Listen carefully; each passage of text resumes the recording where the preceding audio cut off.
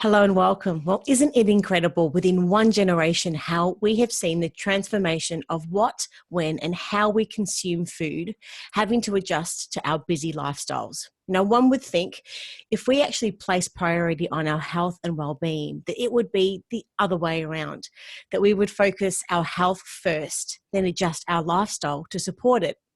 However, with increased economic pressures and increased cost of living, really this isn't the case. And as the pace of life has increased over the last 30 years, so has the production of prepackaged snack foods to support our need to eat on the go. And as they say, if something is too good to be true, well, it usually is. And this is definitely the case with prepackaged snacks. Now, to help discuss this very topic and share her expert tips to empower you with the right tools to make healthier food choices for your family, we welcome back Siobhan Boyle, CEO of the Good Foundation. Now, Siobhan is going to discuss prepackaged snacks versus homemade snacks. Now, welcome back, Siobhan. How are you? I'm really good, Rachel. How are you today? Yeah, really excited to be chatting with you as always. Love a chat with you and a natter, as we were just saying before. I haven't heard that phrase before, but I'm going to start using it, a natter. I love it. Now, this particular... Absolutely. Got to bring some. Yeah, you're Sorry, going I've got to... to bring some of my English heritage in, haven't I? So yes. Love it. Now, this topic is applicable not only to parents packaging a lunchbox for their children, but of course for working parents as well that take their lunch to work every day. So it's for families holistically, we can sort of say. But I'd love to just ask initially, can you remember back a time when our parents had no other option but to make homemade snacks for us to take in our lunchbox to school? Do you remember back then? I definitely can. Yeah, absolutely. No, I was very lucky that I got brought up in a household where cooking from scratch was the norm, and mum was very much about making sure that everything we ate was homemade. So I actually was quite sort of ironically used to sort of look at other children's lunch boxes with envy because they had all these naughty treats in there. And I'm so grateful to the fact that she actually instilled these really positive habits from such a young age. So she used to get us involved in the kitchen. She used to get us involved when we were having lunch boxes. And, so we didn't ever sort of really experience those naughty sort of packaged snacks. So yeah, that was the norm for us. And it's kind of crazy, isn't it? As you said, over probably the past 30 years, that you've sadly seen that becoming not the norm, homemade not becoming the norm, Other way and around. Yeah. now it's flipped. And so, you look inside children's lunch boxes today and everything's packaged because it's convenient, and it looks, and it's sold as something healthy, and parents want an easy solution, and children want whatever they see their contemporaries having in their lunch Of boxes. But course. doesn't need to be that way, does it? As No. you rightly pointed out. And it's funny, isn't it, how we're often going back to what our parents and grandparents actually used to do, and looking at sort of how they used to do things and how they used to feed us, and for actually how we should be doing it now. And it's crazy to think we're having to go backwards to now go forwards to make a difference for our children's lives, which I think is slightly ironic. It's crazy. Now, correct me if I'm wrong. However, the lunchbox is part of more Western cultures, of course, in the US, UK, and here in Australia. But there are many European countries like the French and the Italians that there is no need for a lunchbox, as they either go home to eat with their family at lunch. Or maybe even just a hot meal served at schools. I know that some American schools do that also in the cafeteria, but generally this is more of a Western culture sort of thing than places in Europe. And so in those instances, they would very rarely have to eat pre-packaged foods for lunch, as the food is generally, and their lunch is generally sort of served fresh. I'd love to know, what are your thoughts? Yeah, no, I mean, obviously the cultures that you've mentioned that actually where they go home to eat, they have a really positive attitude towards food. I mean, they're renowned for making food part of their culture. And sadly, I think in a lot of the Western cultures, as you rightly pointed out, here in Australia, in the UK, in the States as well, those food cultures have been lost a little bit. And, we're not sitting down together as a family, and that isn't the norm, and it has become sort of this separated society where people eat in silos almost. So the kids eat something, the parents eat something, the siblings eat something different. You've got everyone doing something different and not everyone doing something collectively. Whereas that sort of taking that time and prioritizing what you're eating as a family is so important. And I think if you flip it and you look at do you prioritize your children's health? Do you prioritize your own health? Then if you do that, then you're kind of going, well, actually, it's really important that we're eating really good things and trying as best as we possibly can to be including as much homemade food as possible, and including as many beautiful fruits and vegetables as possible, so that we are getting that rainbow of nutrients and ensuring that everything we're eating is nutrient rich and really nutritious. Absolutely. Now, getting back to what you were saying about eating in silos, and getting back to about parents taking their lunch to work also, it's become widely acceptable, which is really sad, I guess. And I can put my hand up because I've been in this I don't know, in this group for many years, that workers don't take a lunch break. Instead of that, they continue to working at their desks and they just woof down their lunch whilst hovering over their keyboard. Talking about healthy lifestyles, this is not a healthy lifestyle initiative by any means. So in that respect, I'd just love to know what your thoughts are just on this as well. Yeah, it's sad, isn't it, that people aren't taking the time to have a break.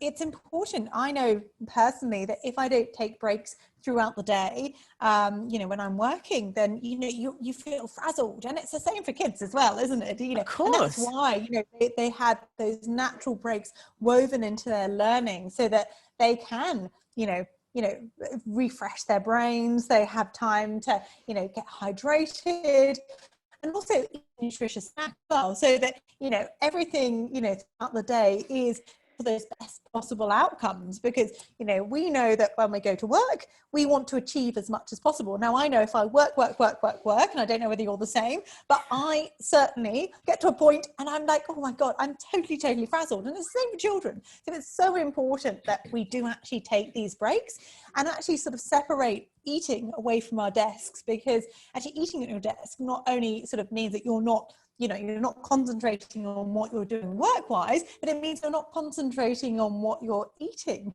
too. And sort of there's an element of mindfulness that needs to go into eating as well. I was just about to say because I think that's where a lot of these problems are coming from, because people just they eat for fuel rather than eating for pleasure, and also eating to nourish their bodies and their minds. And so it becomes just another thing to tick off. I'm hungry, let's pop something in. Whereas, if you take that time away from your desk and you have a break, and you're going to hopefully enjoy what you're eating more, but then you'll get those positive benefits of having that break, and come back feeling refreshed, and you're going to be so much more productive too. And that's across the spectrum. It's not just for us adults, it's also for the kids too. So that's why the teachers are so smart with building those breaks naturally into the days. We should be taking probably a leaf out of the school's book, shouldn't we, and weaving some more natural breaks into our working days, so that everyone is more productive. Absolutely, I couldn't agree with you anymore. And the other thing about eating over our sort of keyboards and as we're working too is more than we would be eating as we're stressed as well, and that's not good for our digestive system and everything else as well. So I agree with you. It's a matter of actually sort of scheduling in that time and making sure that we are being mindful of our meals and actually enjoying and of course eating healthy healthy stuff. Now, back to the prepackaged foods. They are a byproduct of our busy lifestyles, as and the reason for this, I really see, I'd love to know what you think, but this is the general cost of living over the last 30 years, has increased overall. Families have to work longer hours to keep the bills being paid. And prepackaged foods are seen as convenient and time-saving, and often perceived as being and seen as the cheaper choice. But when we weigh up the time versus output, it's not always the case. I'd love to know what your thoughts are.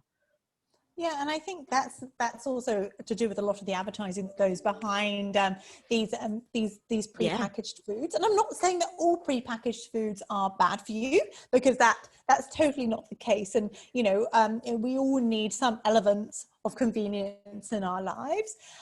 But actually, I think that the cost element comes in often when people don't know how to prepare things from scratch. So it's all very well knowing what you should be eating, but if you don't have the skills and the knowledge on how to do that, then it will be actually more expensive, because you don't want to waste ingredients if you're doing the wrong things with them. So going backwards, and part of the things that we do really well as an organization is we instill those back to basics cooking skills. We know that these used to be passed down from generation to generation. And so these skills were instilled from a really young age. And so you grew up and that was the norm. And so, I'm very lucky that I was one of those people who grew up with those skills imparted to me from my family. And so I grew up knowing what to do with food, whereas that's not the norm for everyone. And so if you don't know what to do, that's a real barrier. And so you also, and everyone is very budget conscious nowadays, especially in the current climate. So if you've got a load of ingredients, you don't know what to do with them, you're worried that you're going to waste them. And that the kids are probably going to rather prefer those packaged versions instead. You're going to reach for those because you're like, look, I'm time poor. I don't actually know whether I'm going to make those right choices. In cooking, I might muck this up, and the kids are going to probably throw it away, and so that's wasteful. So you kind of, and then you're caught in this vicious trap. So it's, if you can have those skills, and this is, whether it's through coming and doing one of our wonderful programs, which we would encourage people to do through our kids program, where we get the kids involved in the kitchen, or which is Learn Your Fruit and Veg, or we've got a wonderful adult program for 12 plus, and that teaches you those basic life cooking skills, which is so important. And, with that, once you know how to cook, you can make those better choices for your family too. And talking about some of the discretionary foods, they are, however, sort of making children unhealthy and overweight. And we've all sort of read those, that the stats overall, that 1 in 4 children between the ages of 5 to 17 years old are overweight or obese. And these prepackaged and processed snack options are generally empty in nutrients, and they don't necessarily keep children full for longer either. So even more reason for families to be, finding healthy ways with homemade sort of cooking options, and or to do one of your courses as well, to be able to flip that. I'd love to know, what are your thoughts? Yeah, absolutely. And this is the problem with a lot of these snacks. It is that they are energy dense, but nutrient poor. So, that you get like those big sugar rushes, and, you think, oh, that's great. I'm going to have that sort of, you get that instant hit. Yes. But actually, sort of in terms of what they're doing for the body, they're not doing anything for your body. So you get this sort of... You don't even know what's in them half the time either, too. That's just the thing, with all the different preservatives. I don't know whether you... Well, it's often when you look at the labels, it's quite scary, isn't it? Because you kind of pick up a packet of something that, say, like a muesli bar, where you think, well, that's in your mind, it should be healthy, because you think muesli, it's oats, it's raisins, it's nuts, should be good for me. And then you look at the list of ingredients and you're going, well, I'm 15 ingredients down. I don't recognize half of them. Is this what I really want to be putting into my body? And so it's just knowing that, sort of actually that's possibly not the best choice for you or for your children, and kind of being able to go, actually, maybe if we made something homemade, even though, it's still, and we're not anti-sugar, we're not anti-butter, we're not anti-anything as an organization, but we are very for cooking from scratch. And so when you cook from scratch, and even if it's snack food, say if you're making a beautiful slice, or even if you make your own version of a muesli slice, you can then completely control what you're putting in it. So you control level of sugar. You know that you can put 5 ingredients into something and you have total control over that. And you're not looking at a list of 15, 16 ingredients with a load of numbers that you don't recognize. I was just about to say those numbers are like some secret code that we have to solve a puzzle. And the more of the numbers you see listed next to the food, chances are the less likely they are to be a healthy choice, isn't it? Right? The more of the numbers there are, it's quite frightening. What also disturbs me is, and we do this with our participants in our classes, we actually compare say a fresh sauce or a fresh dip with a packet one, and you kind of list the ingredients on a dip or a sauce, and you list the ingredients on a packet, a freshly made one, and you go, well, okay, so you've got 5 here, you've got 15 here. Now that piece of parsley in that particular sauce, when do you think that was fresh parsley? Because it's got a use by date of, it might have a use by date of sort of 2 years. Now I always find that quite disturbing. And if you're looking at a fresh carrot and you're going, well, there's a carrot dip or a carrot something, you've got carrots and a tomato sauce, and you're going, well, I don't actually know when that was last a carrot. And then when you start to think of it like that, it's always a little bit worrying, because you're like, I don't know whether I necessarily want to be eating that. And also, which I think is quite misleading as well, from a packet perspective, is when you look at a jar or a packet of something, often they have pictures and images which insinuate that there are beautiful fresh ingredients inside. So you think, well, that's got to be good for me.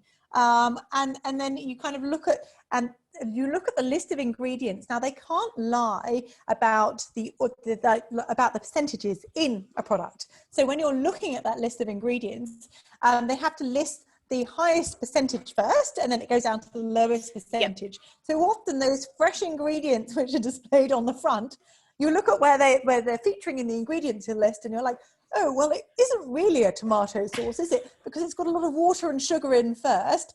And then, and the carrot, it's only 2%.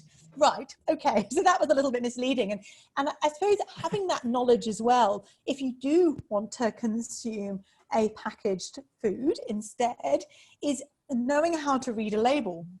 Because that will give you that sort of that real knowledge and that power when you are making those decisions, to make those best possible choices if you are reaching for a packaged alternative. Absolutely. Now on this, let's get to the article that we published for you guys, and it's titled Homemade versus Prepacked Snacks. Now, for someone who hasn't read the article yet, can you please tell us what it's about and just what inspired you to write it? Yeah, well, it's something, that we're obviously really passionate about, is encouraging people to cook from scratch. But we do understand that, people are time poor, and snacks are a part of everyday life. We all need sort of snacks to fuel our body. And it is just talking about, sort of how you can sort of make those easy little switches to packaged versions, and how sort of reaching for a packaged version, although it may be convenient, actually sort of in terms of what it does for your body and your family's body, isn't necessarily going to give you and your children the best possible outcomes. So it's not saying don't do this. It's just making you aware of that there are healthy choices, even from a packaged food perspective, but also kind of knowing that actually, you can make some delicious homemade snacks from scratch, and it doesn't need to be overly complicated. Whether that's, sort of making some home popped popcorn, or, having some little celery sticks with some peanut butter, or some little veggie pitta pockets. There are so many options that you can make which are super delicious and super fresh, and you can make really quickly at home, which will appeal not just to the kids but to the grown-ups too, because you don't want to necessarily be having to double up with everything that you're cooking from scratch at home, do you? Of course. So that being said, what are your favorite healthy snack alternatives just to help keep the kids happy and energized? Well, so in terms of it, I did mention sort of the popcorn. Now, I know that last time we were talking, we did have a chat about popcorn, and popcorn is one of those things. Who doesn't love popcorn? I know that we're both in agreement that popcorn's up there. But if you do it yourself, not only is it a great snack, but it's also really good for boosting your mood as well. So, which is a total win. Things like making like quesadillas are a great little snack option too. So getting yourself two little wholemeal tortilla wraps and filling with them some capsicum, some really good immune boosting capsicum, and some cheese, and then, you know, pan frying them and like basically creating a little bit of a Mexican toasted sandwich with tortillas. They're great little snack options. Super tasty, packed full of veggies, packed full of whole grains. So really good for anxiety and sort of boosting your mood. So some personal favorites of mine. I can't go past, you know, also some lovely vegetables and hummus. Now hummus, you can actually get, and this is where, you know, you can get some really healthy versions that are actually shop bought, but it's a case of reading the label. So, you know, have a look. If you're buying a hummus, if there's chickpeas, there's lemon juice, there's olive oil, and potentially a little bit of salt in there and some tahini paste, you're on to a winner. But if it starts to list those funny numbers, then then that's one to avoid. So it is a case of kind of knowing how to read those labels and being able to pair something which is prepackaged with something really like your crudité, some little baby cucumbers or some cherry tomatoes. So you've got that sort of that lovely balance there, and even some wholemeal crackers too. You know, that's giving you those mood boosting snack foods, as well as going to keep you nice and full and sustained as well, because that's what you want the snack to do. And you've got a great list in the article, which of course we're going to have a link to in the show notes, with lots of different sort of ideas there. But I just wanted to just touch on the subject about hummus, and you were mentioning that not all packaged snacks are bad for you. So I just wanted to clarify, is that the case? I'm sure all parents would love to know, are all packaged snacks bad for us? And if so, is it just a matter of us reading the labels to understand everything that you just mentioned before? Yeah, and not everything. I mean, my goodness, we all need to reach for packaged foods occasionally, and it's just understanding what the go-to should be, and, you know, looking at the salt content, looking at the sugar content. You know, something like a hummus is a perfect example of a convenience food, which actually, you know, paired up, as I said, with some wholemeal crackers or some crudité, it's a perfect example of something that, you know, is a great sort of, not a cheat, but an easy to do reach off the shelf, and you can always have on standby. You know, and what they do have at the moment is the health star rating on foods. Yep. So when you are looking at packaged foods, you can compare like for like in category. So if you're picking up, you know, a snack bar of some sort, you can kind of go, well, this one's got this, and this one's got this, and if the closer to it is the 5 stars, the better it is going to be for you. And so it's assessed on the sugar content, the salt content, the fat content. So there are many sort of factors which they rate these products on. So it's good to sort of have that knowledge when you are going in, and if you have to reach for things, and, you know, going and potentially just making those small little positive changes. So instead of kind of reaching for like a flavored snack item, like a flavored snack biscuit, potentially just going for something really plain, you know, is a better option for you. I mean, always the best option is if you can make it yourself, because, you know, then you've got total control over what you're putting in. But it is just kind of going, okay, what is there available that I can use for that convenience? And things like the little yogurt pouches. So plain yogurt pouch, perfect to have, you know, as a portable into snack. A lunchbox. Actually, amazing. You can whack them in the freezer as well, and that will keep them nice and cool. Also helps to keep your lunchboxes nice and cool. And then if you've got them in there, sort of by the time the kids eat them, you know, that means that then, you know, they're ready defrosted. And then if you've got some like lovely fruit in the lunchbox too, then you're getting that hit of sweetness that they often crave, when they want a snack. So some lovely strawberries or some grapes, or whatever their favorite fruit is. Always good to have that as well in there.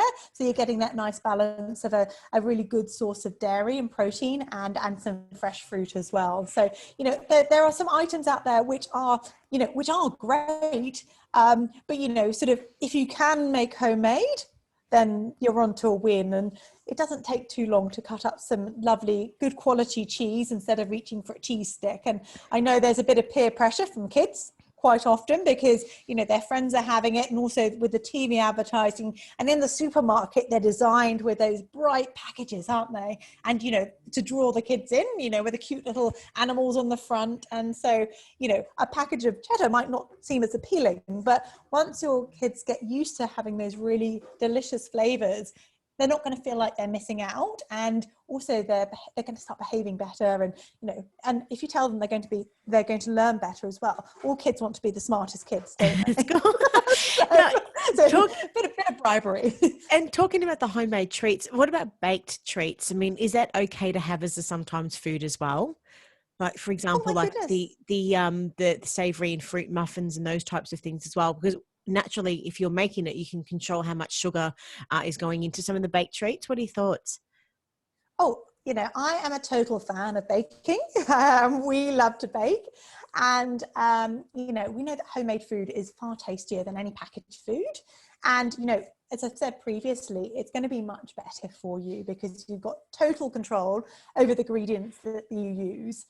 In terms of the perception that healthy food is expensive, it's not. It doesn't need to be expensive. And if you've got the ingredients, if you've got some great ingredients at home, you can really kind of boost what you're putting into those snacks. And if you are making, as you rightly pointed out, a savory muffin, you can grate whatever vegetables are in season and pop them in there, and you've then actually got something which is another great way of getting your veggies into your kids, and you can involve the kids in the cooking process too. So I think making homemade snacks, baking them yourself, you've got total control, and you're much better off putting something like that into their lunch boxes, or your own lunchbox, than you are reaching for a sad processed alternative.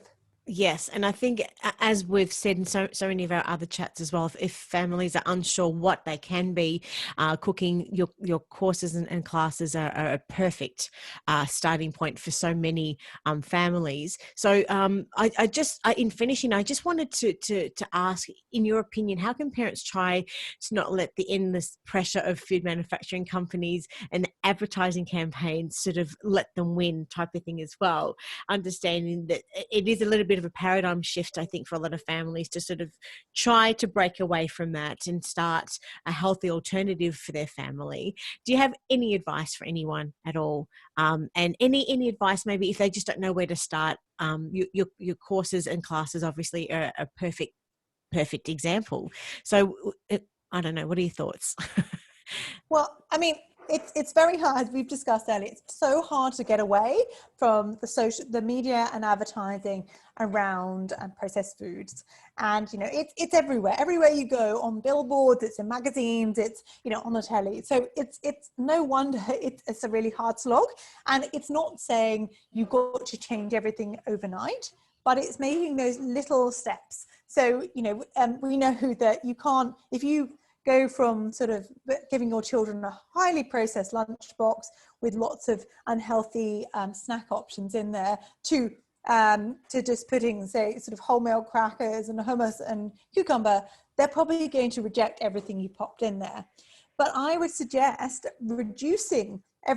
slowly reducing the amount of processed snacks that you're putting in there and replacing them with a healthy alternative, so that becomes the norm. So it's just, changing the way that their taste buds are.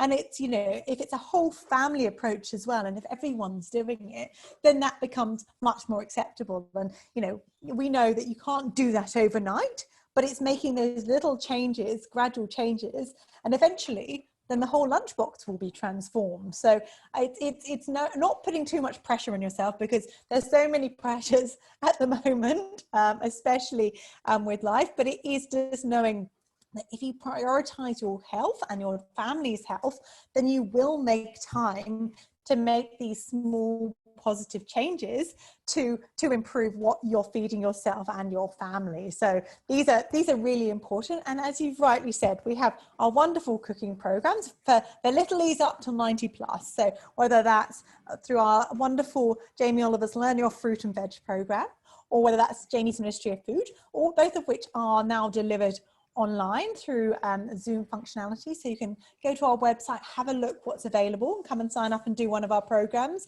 because it's not just about knowing what the right thing to do is, it's about having those skills so that when you're presented with those ingredients and when you go to the supermarket, you're like, actually, I know how to prepare that and I'm going to try this.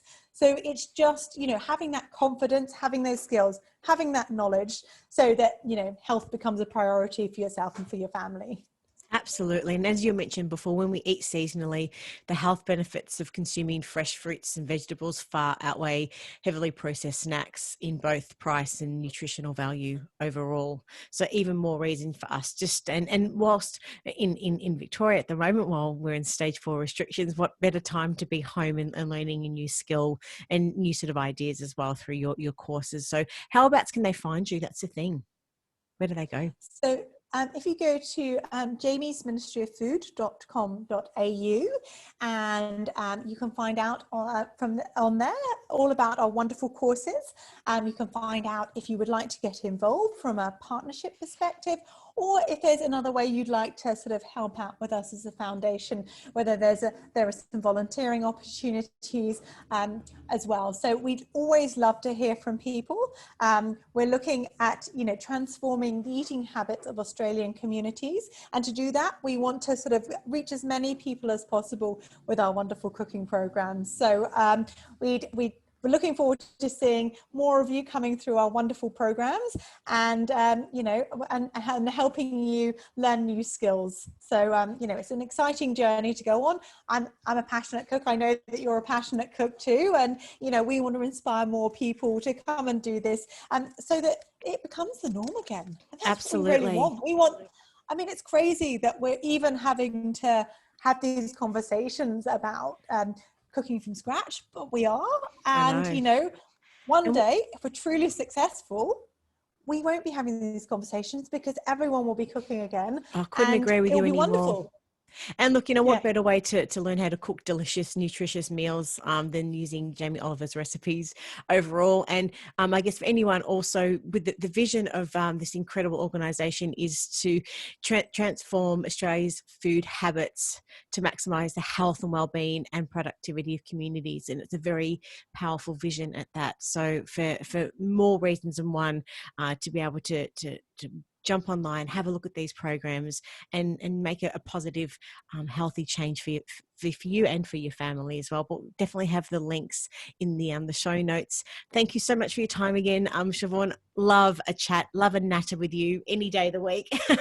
And I just can't wait to catch up with you again, and hopefully in the not too distant future. But until then, take care and stay safe. Thanks again.